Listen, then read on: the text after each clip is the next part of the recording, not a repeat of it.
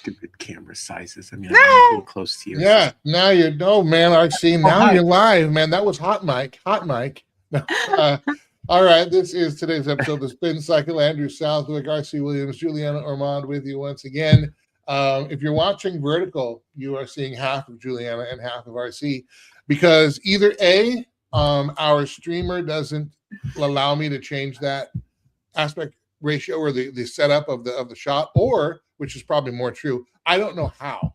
So if there's somebody out there who knows how, leave it in the comments. Don't call me names. I already know that I'm an idiot. Just leave me how to do it. All right. Anyway, we got a ton to talk about today. Let me dive in here. Oh, I forgot to share my screen. Hold on just a second. While I'm doing that, RC and Juliana, how are you? Fantastic. Doing great, my friend. I am actually working on sharing from Juliana's page on Facebook to my page on Facebook. So it was hard at work there. Hard at work? Yes. Yeah. So we're doing great, Andrew. You know, it's another day in the business. And I think each day that goes by, we realize the importance of just coming on and doing something like the Spin Cycle, because there's so much that happens. People need to know. Well, it was 10 years ago today that I wrote on Facebook saying that I learned that in my county alone, we had 1,900 homeless children. And I was like, what? Like, I was just like, there was a before that moment and after that moment where it just put me into a mode of, I'm going to advocate for what's going on in my community, because I just couldn't believe that my daughter was going to school with so many homeless children. I'm like, that's just not right. Amen. So I'm really glad that we're doing the Spin Cycle. Mm-hmm. It's interesting when you posted that on Facebook today, Juliana, a couple of people from different states are like, I want to do, how do we do that? How do I do Watchman Action? And it's amazing how quickly that happens when we make statements, which is what we talk about on Culture Crossroads. Yeah. And what we talk about on the Spin Cycle. Say something, do something, and people will come behind you, ask you lots of great questions, and want to get active. Yeah. Well, let's say something here. How about this? Let me fix that, because that's a horrible look. There we go. Shocking. 105 million Americans are not working more than COVID or the Great Recession. This is from the New York Post.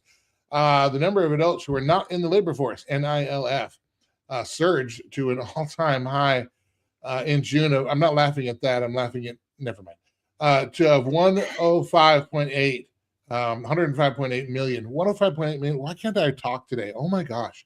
105.8 million, according to figures from the Federal Reserve Bank of St. Louis. The record. Oh my goodness. I see, you're going to have to take over. I cannot talk to the record. Oh, the record comes. The record comes after a massive surge. Oh, geez.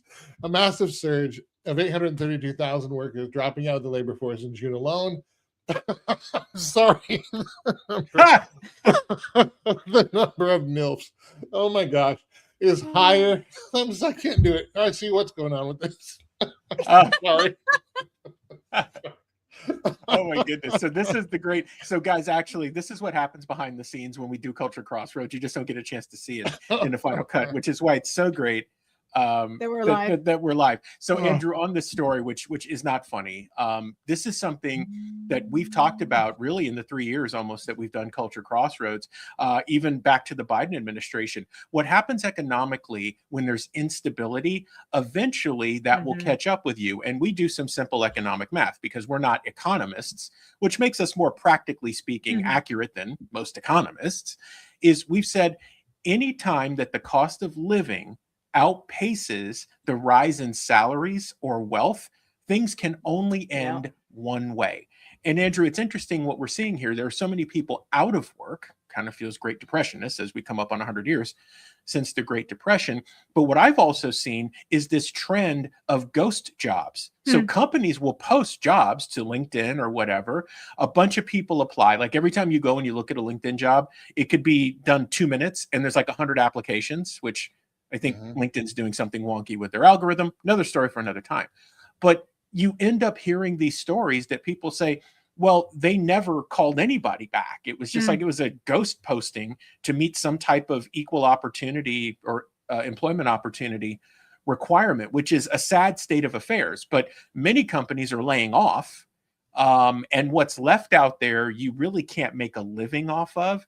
So, Andrew, we're in a place where we talk a lot about the rubber meeting the road, or when the chickens come home to roost. We're at one of those moments, and people can feel however they want to feel about President Trump and the administration and the economy or whatever. The numbers don't lie. If there are 105 million people in the United States who are not working, that's almost a third of the entire population. That would be more people unemployed than were unemployed during the Great Depression. The article notes that this startling figure is even higher than the percentage of Americans over 16 in full-time education, which is between 16 and 18%. And if you look here, hopefully you can see, can you see my cursor here in this graph? Hopefully you can. I'm looking at a different screen. Right at the top, this is at 2000. This was our peak employment right here. But notice this trend line ever since. And this dip here is 2020, so that's COVID. And here's where we are now, so lower since COVID. But notice this line going this way. This is a trend that is a quarter century in the making. COVID's a part of that, but we are clearly going a certain direction when it comes to employment in America. What do you think is undergirding that? Andrew, I mean, people can't afford things. So this is cyclical, right? Companies say, hey, our goal is to make more money and deliver shareholder value. I'll once again quote the amazing Ross Perot when he said, the reason that I want to pay people and I want them to be successful is so that they have enough money that they don't come and take my stuff. Tell them about the Restaurant Depot story, about how we went to Restaurant Depot 30 days ago and how much more expensive everything is right now. Right. So here at Watchman Action, we go to Restaurant Depot. We like to go where the restaurants buy their stuff because you can get it in nuclear size and save some money. Here's the interesting thing. 2 things that we bought recently, Andrew, maple syrup. Right? So maple syrup was $21, a large container, 30 days ago. Went this past weekend, $25. Box of lemons. Juliana, lemon juice. She does her thing, right? She looks wonderful. So she does her thing. Last month, bought a box of lemons, $45. Bought a box of lemons this month, $55. So this is happening to everyone all over. I'm sure what I just said, everybody has their own personal story, and that's important. That's theft from the children. At the end of the day, it's the children that suffer because of that kind of inflation, that kind of monetary theft. And one of the I'm sorry, hold on that thought. One of the notes, I zoomed in on the screen. Hopefully you can see it. Thank you for letting me know it needed to be bigger in the comments there. But one of the things to note in this is that a large proportion of men are just quitting the search altogether. So we're seeing a lot of, and some of the numbers being counted in this are people in the workforce actively working, or people actively searching for a job. So they might be underemployed, but they're trying to get back into their career or a light career, and people are just giving up. They're giving up, and you can see again. I got to go back to this. Before we say this is Trump's fault, this is Biden's fault. This is an American policy fault, because it is, again, this is something that started happening in 2000. You can see the high water mark right there at the year 2000, and it is going steadily down. And here we are in 2026. RC, continue. Yeah, Andrew. So, I mean, Ross Perot said it. He said, listen, I want people to be abundant, and I want there to be jobs in plenty, because that's one less person that's going to try to rob my house. Right? When people are abundant and they can afford to live, they do things, they spend money. So now we're seeing the cycle come around where you have the filthy money pigs. And listen, we're capitalists. There's nothing wrong with making money and creating jobs. That is necessary. But it gets to the point where corporations will do anything to increase shareholder value, including sacrificing the very thing that makes them money. The middle class. The middle class, right? So they cut jobs, they do these things. The quality of the product suffers, but even then, people can't afford to buy it. So then it doesn't sell. So then what happens? The price of everything goes down.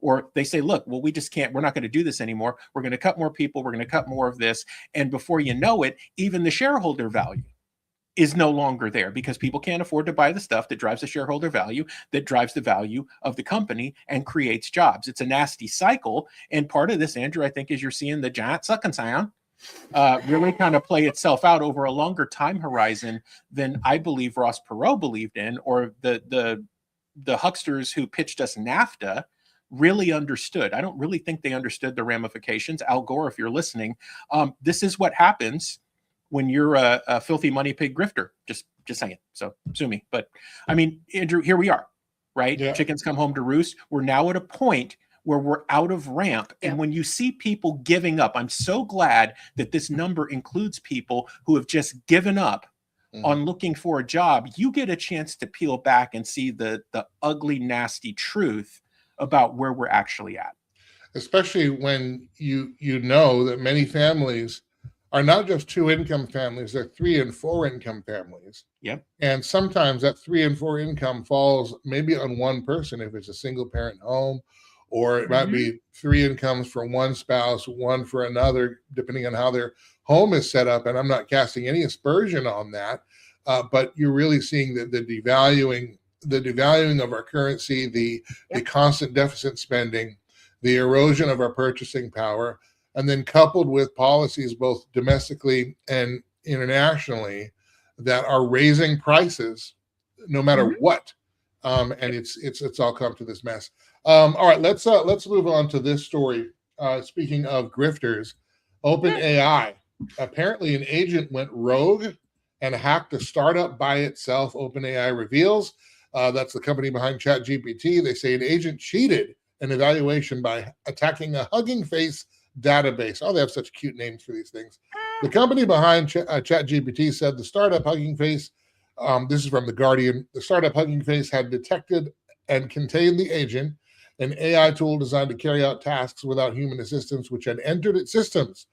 It hacked a prominent startup by itself in a, quote, unprecedented incident. We could have never seen this coming. I don't know. Could you see it coming? I really don't know.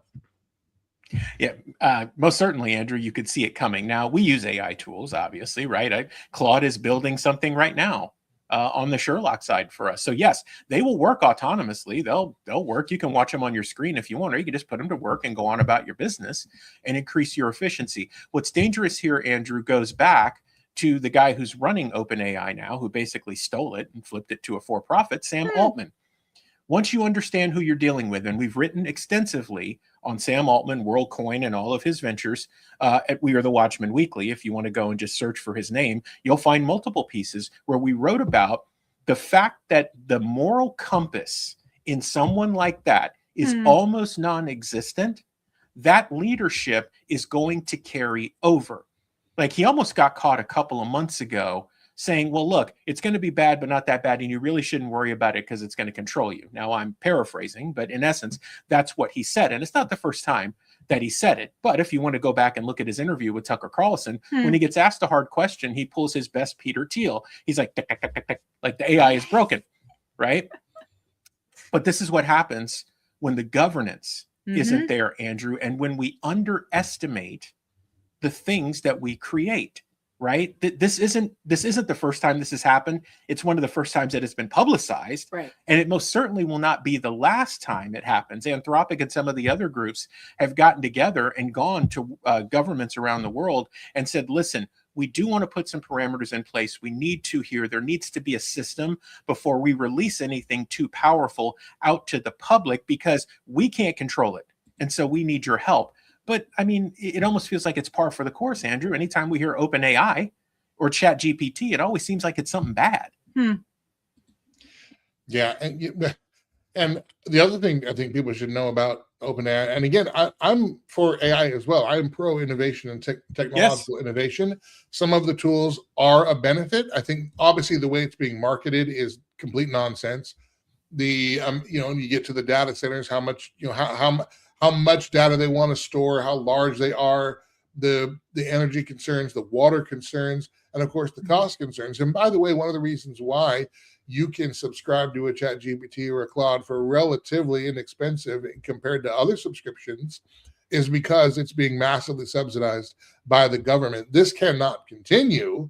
If you and I believe, Julianne, I think you mentioned off air here that ChatGPT is they're underwater. If they're really in terms of their revenue, they are coming in tens of millions underneath where they need to be. Yeah, Andrew. I mean, there are some reports that OpenAI is going to miss their revenue targets by 90%. That's crazy. It is crazy. And they said, look, a great way to do this is we're just going to put ads into the chats and the conversations that you have with ChatGPT. On the surface, there isn't necessarily anything wrong with that, but it's almost like, here we go again with you misunderstanding your audience in doing something like that. I think the last thing they want, whether they're paying or not, is the intrusive ads. It's already kind of creepy as it is sometimes. There were much more effective ways to do that same thing, and I think we see now that they're going to learn real fast that ain't going to work, and people aren't as enthusiastic about that, even though you have a big audience, as OpenAI may have thought. This is a very difficult day for me to speak. Crazy. I just want to say, when is enough? Like, how much money does an organization need to have? Like, how much money is being siphoned to what politicians, to what, CEOs and whatnot? Where's all this money going to? That they're taking all the money from us. That's our tax money. If we're subsidizing them, we're paying for our own imprisonment.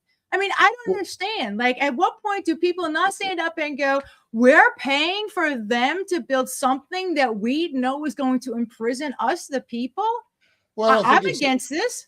Most of it, though, I don't think is profit. Most of it is the cost of doing it on that scale. We don't have in America, for example, the way China has a surveillance system already. So one of the reasons why they have an advantage in the AI race is they don't have to build all the infrastructure for the surveillance system. They have it already.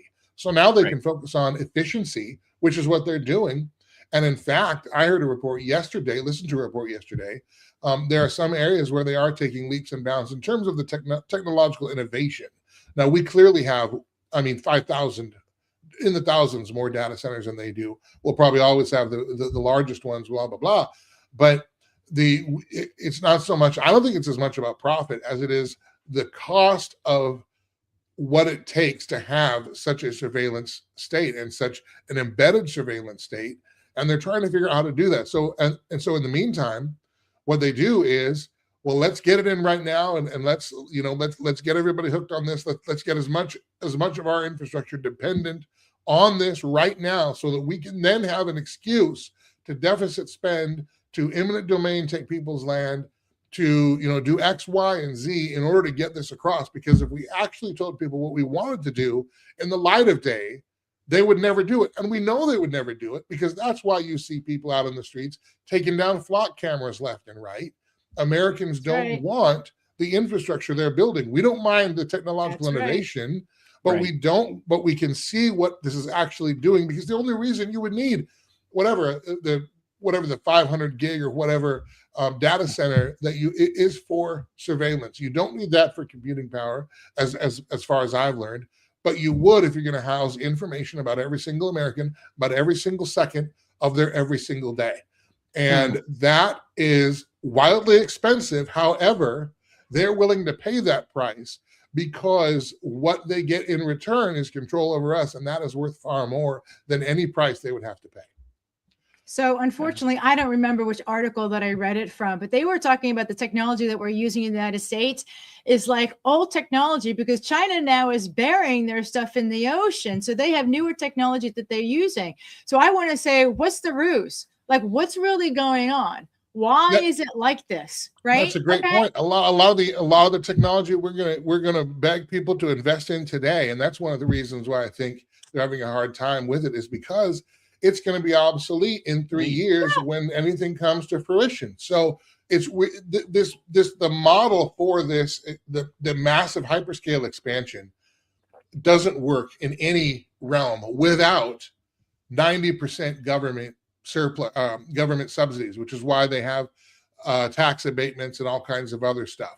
It doesn't work unless the government's propping it up. Now, and again, we have to remember, the benefit, I say that loosely, but the reason why your ChatGPT subscription, your pro subscription is $20 a month is because 90% of that is being paid for via tax dollars that we haven't even earned yet. Just understand.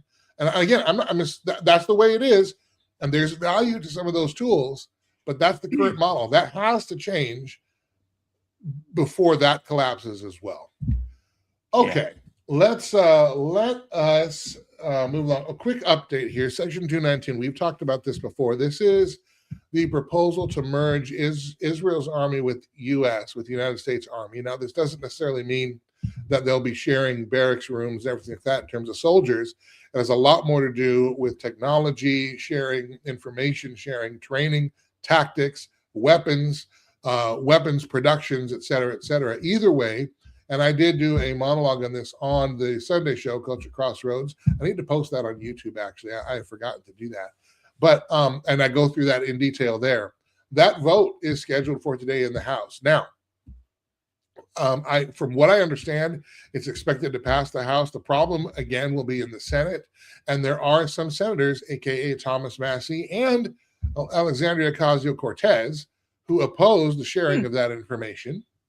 And so it's going to be hard to reconcile the House version with the Senate version. Nonetheless, that House vote is happening today. Depending on the result of that and what news comes out of it, we'll have to give you that update tomorrow because it's not here right now. However, speaking of military, President Donald Trump recently on his Truth Social promised that he would, threatened, this from Politico, retaliatory strikes on key Iranian infrastructure as the conflict escalates. He proclaimed that any type of Iranian attack on vessels traveling through the Strait of Hormuz would trigger a corresponding American strike on key infrastructure. Bombing civilian infrastructure like power plants is generally recognized internationally as a war crime. The reason why is because civilians depend on the power generated by those power plants. But it's not the first time a president has threatened to carry out such strikes. Trump has previously used this rhetoric to push Iran to reopen the strait. That lasted a really long time. The Geneva Conventions prohibit strikes on infrastructure acknowledged to be, quote, indispensable to the survival of the civilian population. After the Washington brokered ceasefire fell apart in June, by the way, 4 seconds after we signed it, the U.S. escalated its military campaign, launching continuous strikes on Iranian targets for 11 days. We're on that day right now. Iran has targeted American military bases in Kuwait, Bahrain, and Jordan. 4 service members were killed over the weekend, bringing the total of American troop casualties to an estimated 18 deaths. The announcement comes amid Trump's claims that the midterm elections will not affect his war plan with Iran, I guess pushing back on the idea that some have floated that perhaps President Trump is trying to maneuver the war into the best position possible because he knows the midterms are coming. What say you? I'm going to start because I am so angry. I am so angry for all of the children that are being impacted by this. I mean, we're talking about like starvation. We're talking about children being vulnerable. We're talking about them, being isolated. How is this possible? Because people, America, if they're doing it over there, they can do it over here. If we're not having empathy for the other children, for the women and what they're going through, how would you expect the world to come and have some empathy for us? Who's going to come to our aid? Who's going to help us? If that starts happening in America, nobody's going to come. So what are we doing about this? I mean, honestly, we have to take a look at this and say, what's going on with the children? Where are the children? What's happening to the children? Oh my gosh. Juliana, I share your indignation, but I think here's the reality to that though. Okay. When you look at what we as a nation fund, for example, we're the largest funders of abortion worldwide. Why, if we're willing to murder a child in the womb, why would we care about them in a place we're trying to bomb for reasons we still can't articulate, for a goal no one can explain? Because the church hasn't stood up. If we care about the children, why do we? And why are there still elements trying to push, meatball surgeries and mutilating our children when they come into prepubescence and are confused about life or maybe do have some genuine mental issues that can resolve, but they need treatment, not mutilation. We don't care. As a nation, we have, and then when you come to war, listen, there's money to be made in war. There's money to be made in abortion. There's money to be made in gender mutilation surgery. There's money to be made there. That, honestly, I think that is the the hook, line, and sinker. That is the ball game. That's why we make money off those things. That's why they don't care. And when I say we, I mean, but this is not just an American problem. It's a global problem. I believe it's a spiritual problem. Obviously, we're believers here. And that's, I think that's a doctrine of demons that comes out of that, where children are burdened, so on and so forth. In fact, on the Sunday show Culture Crossroads, the Faith Focus is about how we see children as a burden and not a blessing in the world. We're talking about that, so you want to check that out. But when we can talk, we can say, how come you don't see this? How come you don't see that? But the truth is, we don't see it in our own country, and we do the same kinds of destruction. It just doesn't come with a bomb. It comes with a mail order pill paid for by your tax dollars. And that is the reason why Father told me to tell his children that he gave them gifts and talents, and they are being judged for not using those gifts and talents. We're all watchmen. Everybody that's been watching RCNI and you, Andrew, they know what time it is. They know exactly what's going on. So when you know what's going on, you're obligated. You're obligated to go tell your brothers and sisters what's going on, because we're all watching. We see what's happening. So if you have gifts and talents that Father is giving you and you're not using them, he is judging you. You can't be sitting down. The reason why it looks the way it does, the way that we're being so passive about what's happening in these other countries, the reason why we're being so passive about allowing abortion up to birth. I mean, come on, how disgusting. It's because we've sat back and we've allowed this. The church, where have we been? We were told to shut up and sit down. Now we need to stand up, because we have lost territory. We have lost ground. The enemy is now seeing and doing things that we can't be sitting back and allowing to happen anymore. Yes. Andrew, if I can take a moment, and this is going to sound funny, but please understand I am mocking leadership when I do this. A soliloquy from the past. Day 153 in the field, from the Civil War era, in language. My dearest, we continue to battle almost uselessly in this war of attrition. As we wait to be resupplied, what we cannot figure out is why our leaders cannot find their hindquarters from a hole in the ground. My love, I know not how long I will be stuck in the field, but this I can tell you. The people who have me here have absolutely no man's clue of what to do. I do hope to see your smiling face again soon, if they ever find their hindquarters from a hole in the ground. Love always, RC.